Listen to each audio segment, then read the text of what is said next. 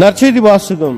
மத்தேயு எழுதிய நற்செய்தி 5ஆம் அதிகாரம். ஆண்டவரின் உயிருள்ள வார்த்தைகள் 13 16 முடிய. நீங்கள் மண்ணுலகிற்கு உப்பாயிருக்கிறீர்கள். உப்பு உவப்பற்று போனால் எதை கொண்டு அதை உவப்புள்ளதாக முடியும்? அது வெளியில் கொட்டப்பட்டு மனிதரால் மிதிபடும், வேறு ஒன்றுக்கும் உதவாது. நீங்கள் உலகிற்கு ஒளியாயிருக்கிறீர்கள்.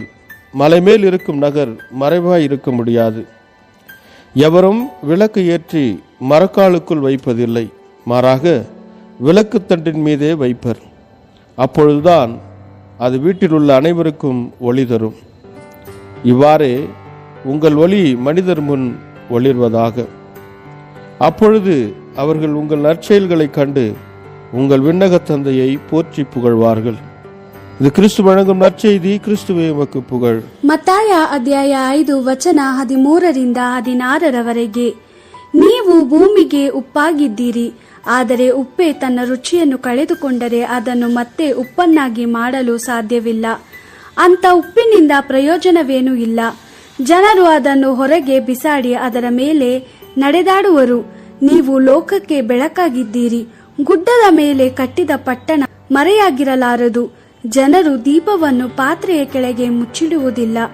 ಜನರು ದೀಪವನ್ನು ದೀಪಸ್ತಂಭದ ಮೇಲೆ ಇಡುತ್ತಾರೆ. ಆಗ ಮನೆಯಲ್ಲಿರುವವರಿಗೆಲ್ಲ ಬೆಳಕು ಪ್ರಕಾಶಿಸುವುದು. ಅದೇ ರೀತಿಯಲ್ಲಿ ನೀವು ಜನರಿಗೆ ಬೆಳಕಾಗಿರಬೇಕು.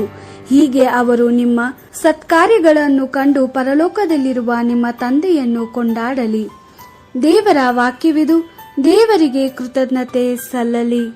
Gospel according to Matthew chapter 5 verse 13-16. You are the salt of the earth, but if salt has lost its taste, how can it be made salty again? It has become useless. It can only be thrown away and people will trample on it. You are the light of the world. A city built on a hill cannot be hidden. No one lights a lamp and covers it. Instead, they put it on a lampstand where it gives light to everyone in the house. In the same way, your light must shine before others, so that they may see the good you do and praise your Father in heaven.